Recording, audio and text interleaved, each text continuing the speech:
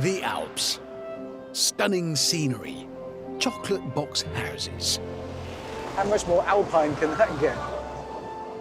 Mountain goats. Oh, and one of the worst traffic jams in Europe. This is the Brenner Pass, one of the most vital road and rail routes between northern and southern Europe. Food, clothes, new cars, washing machines, fridges, socks. Many of the things we use and take for granted come by road or rail via this route through the middle of Europe. It's chaos. The solution? Ease the bottleneck by building a giant rail tunnel. This is one of the biggest engineering projects the world has ever seen. And it's 2 kilometers underground, beneath one of Europe's biggest mountain ranges. It'll take 20 years to do it. It is that ambitious. It's really, really big and really, really dangerous. I never thought one day I'd be riding deep down into the bowels of the earth underneath the Alps. Oh, I'm loving this. This is not just the story of a very, very long tunnel. It's the story of one of the most ambitious engineering projects ever attempted by mankind. Sure, it'll cost £7 billion and take 20 years to complete, but when it's done, they'll have built the impossible through the impassable. I've got 15 kilometers to go before I get to the business end of this tunnel. I don't know, there's something primitive about this. Mankind tunneling through the earth. I'm on my way to see one of the world's biggest tunneling machines cutting its way through a mountain on the Italian side of the Alps.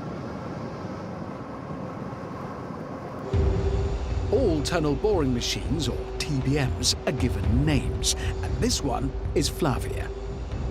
And she isn't just a boring machine, she's a moving factory. Weighing a monster 3,000 tons, Flavia is the length of 4 Olympic-sized swimming pools. All of this, as far as I can see, is one machine.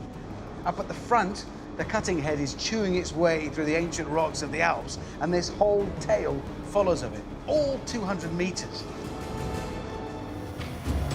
At the front, the cutting head is 11 meters tall, more than twice the height of a London bus.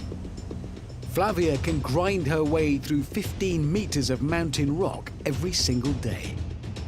And operations manager Giorgio Malacelli is taking me to the front to show me how. Giorgio, this then is the cutting head. This is the cutting head, yeah. So these are the cutter discs, 19-inch, each one. We got 64 of them on the cutter head. unlike the machines I dreamt of as a kid that sort of come to a point like a big drill. This doesn't drill. No, it crushes.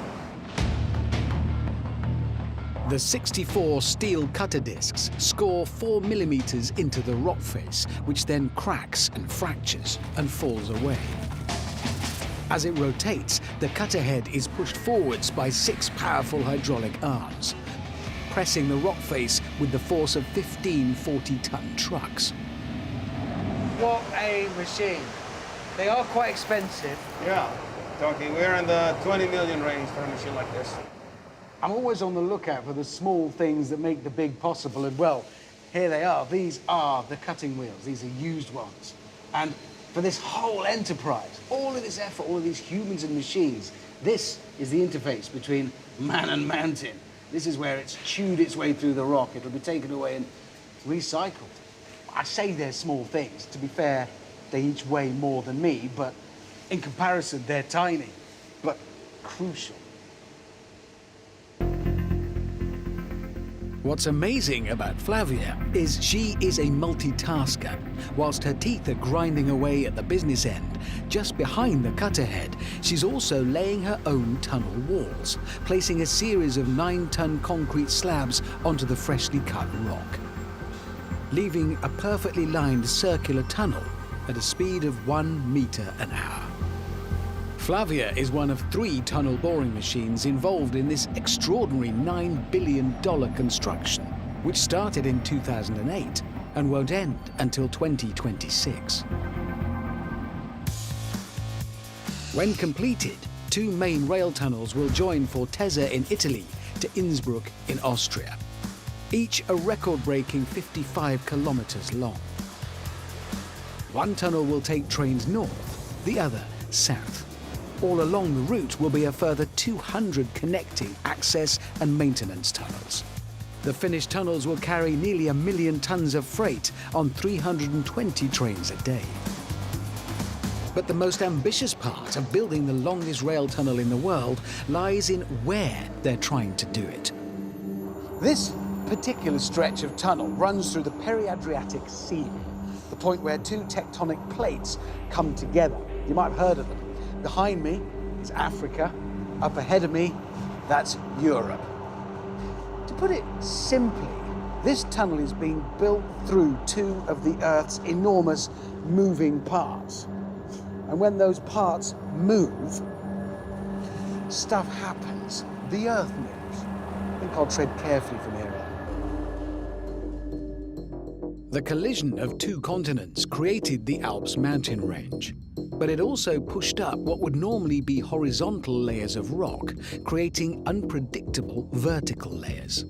That means man and machine have no way of knowing if the rock is too hard or too soft to safely drill through before they hit it. But fortunately, they've come up with an ingenious solution to solve that one. And it is to build another tunnel. The quality of the rock is tested by this exploratory tunnel, 12 meters below and 20 meters ahead of the main tunnel project. And it's being bored by Flavius' little brother, Gunther. Geologist Jeremy de Jean de Labati heads the team investigating the state of the mountain rock. So where are we going? To the south, to Italy. Well, I don't mean the whole tunnel, I meant now. Yeah, welcome to my lab. So what do you do down there? Yeah, we take samples, we look at the geology, and we look if there are faults or joints, you know, who could be a problem for the drilling. So this is the sort of rock we're on now? Yeah, you see the foliation, yeah. As a geologist myself, I'll define it as stripy. Is it good for going through the TBM? Of course, yeah, you can drill really good. What's the worst thing you can find if you go up? You've just There's done a lot some of water. If there's water, and that's a big problem, yeah. And what would happen? We had to close down and then bypass that.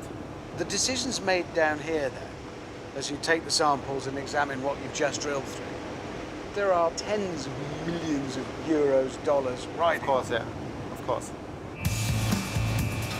With so much at stake, Jeremy and his crew of 12 tunnellers are charged with going where no man has gone before, which makes TBM Gunther a kind of subterranean starship enterprise. And at the helm, right behind the cutterhead, is Captain Kirk. Although in this case, he's engineer Lars Knapstein. Yeah, the TBM is now taking up progress. Is that massive hole not a problem? Yeah, that's kind of a massive hole. I mean, we had bigger ones, but as you see, it's a nice place to stay.